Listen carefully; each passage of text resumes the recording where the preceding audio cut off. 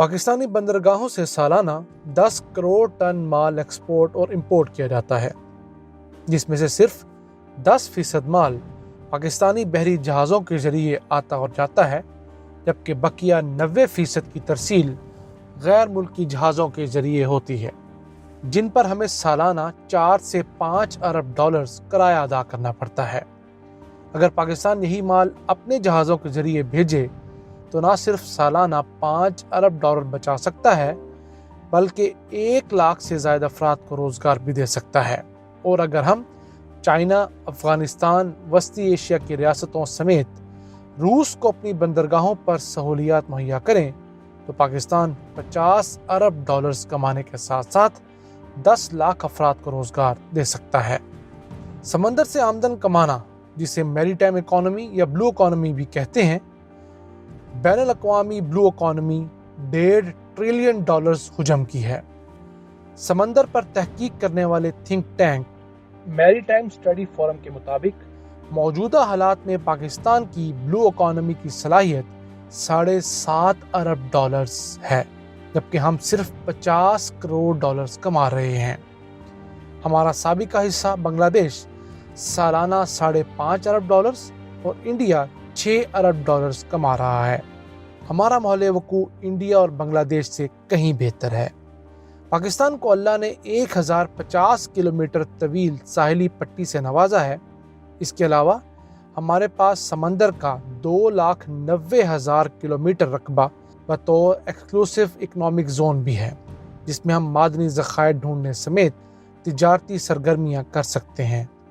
गवादर की बंदरगाह आबनाए हरमस के मुंह पर वाक़ है, जहां से दुनिया का 70% तेल गुजरता है। पाकिस्तान के पानियों से सालाना 36,000 बहरी जहाज़ गुजरते हैं, जिनको मुख्तलिफ सहूलियात मुहैया करके पाकिस्तान कसीर ज़र मुबादला कमा सकता है। दुनिया की 90% तिजारत बहरी जहाज़ों के जरिए होती है और 150 ममालिक के पास 50,000 से ज़ायद कमर्शल बहरी जहाज़ हैं, जिन पर 16 लाख से ज़ायद अमला तैनात है। बहरी जहाज़ सस्ते और मौसर होने की वजह से आलमी मईशत के लिए रीढ़ की हड्डी की हैसियत रखते हैं। ये बहरी जहाज़ सिर्फ किराए की मद में 500 अरब डॉलर्स कमाते हैं। कमर्शल बहरी जहाज़ों की 3 बड़ी अक़साम होती हैं। कंटेनर शिप, जिसमें पैक शुदा माल कंटेनर्स की शक्ल में एक्सपोर्ट किया जाता है। कंटेनर जहाज़ों का आगाज़ 1955 में मैलकॉम नामी अमरीकी कंपनी ने किया, जिसके बाद दुनिया भर में यही तरीका अपनी आसानी और महफूज होने की वजह से मकबूल हुआ। बल्क कैरियर, इस जहाज़ के ज़रिए खुला माल भेजा जाता है, जैसे आयरन ओर, कोयला और खाद वगैरह की तरसील। टैंकर, इसमें खाम तेल, पेट्रोल, डीजल जैसी माया अशिया की तरसील की जाती है। पाकिस्तान की सालाना तिजारत 70 अरब डॉलर से ज़ायद है, जो किसी भी शिपिंग कंपनी के लिए बड़ी मार्केट है। लेकिन पाकिस्तान के पास कुल मिलाकर सिर्फ 11 जहाज़ हैं, जबकि बांग्लादेश के पास 100 से ज़ायद जहाज़ हैं। इथोपिया जैसा मुल्क जो खुश्की से घिरा हुआ है और माशी लिहाज से हमसे 4 गुना छोटा है, उसके पास सन 2000 तक कोई जहाज़ नहीं था, लेकिन गुज़िश्ता 20 सालों में उसने अपने 11 बहरी जहाज़ लिए हैं। अब वहाँ की एक यूनिवर्सिटी सालाना 1000 सी फेयरर्स तैयार कर रही है। तिजारती बहरी जहाज़ों पर काम करने वाले अमले को सी फेयरर्स कहा जाता है। ये लोग किसी भी मुल्क के लिए आमदन का बड़ा ज़रिया होते हैं। इन्हें 2 हिस्सों में तकसीम किया जाता है, ऑफिसर्स और रेटिंग्स। ऑफिसर्स में जहाज़ के कैप्टन, इंजीनियर और नेविगेशन का स्टाफ शामिल होता है, जबकि दीगर अमला, जिनको रेटिंग्स कहा जाता है, उनमें डेक और इंजन में काम करने वाले, खाना बनाने, सफाई और दीगर सहूलियात मुहैया करने वाले अमले के अरकान शामिल होते हैं।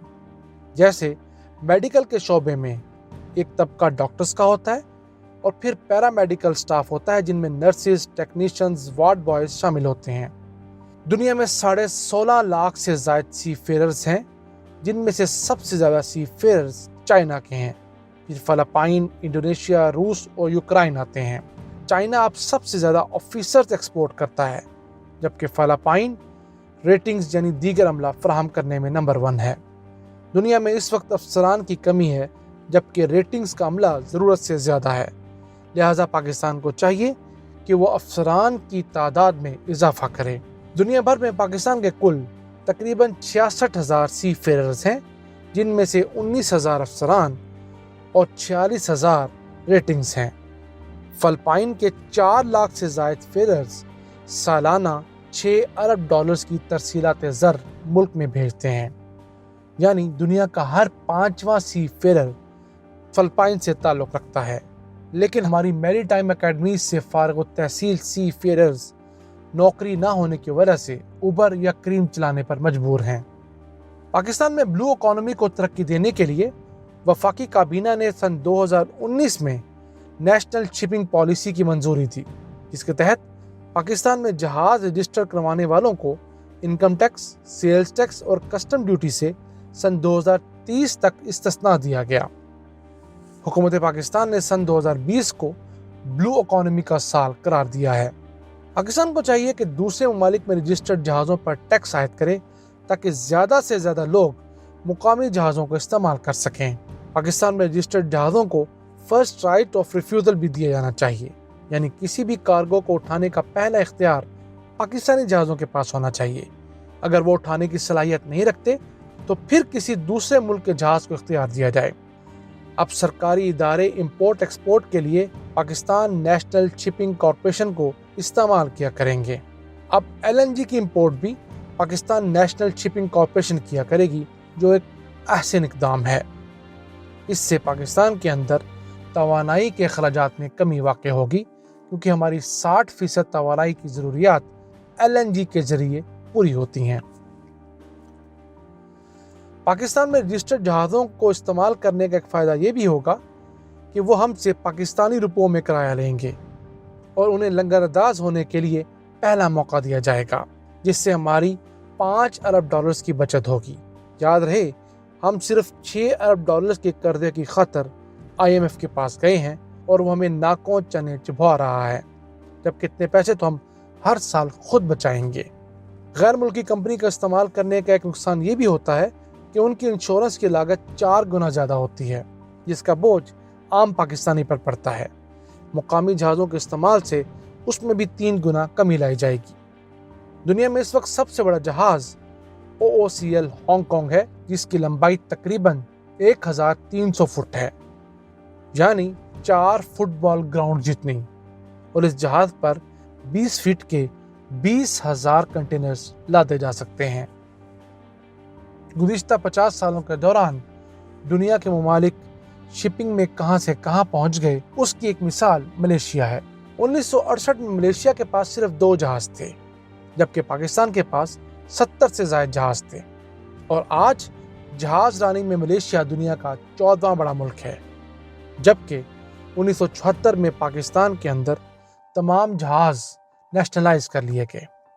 بھٹو صاحب نے یہ ایسا بیج بویا جس نے تباہ و برباد کر دیا۔ اس انڈسٹری کے سبب پاکستان کے 70 جہاز کم ہوتے ہوتے 9 رہ گئے، اور اس حکومت نے سن 2018 میں آنے کے بعد ان 9 جہازوں کو بڑھا کر 11 کیا ہے۔ پاکستان کے 8 جہاز ایسے ہیں جن کے مالکان تو پاکستانی ہیں، لیکن وہ جہاز کسی دوسرے ممالک میں رجسٹرڈ ہیں۔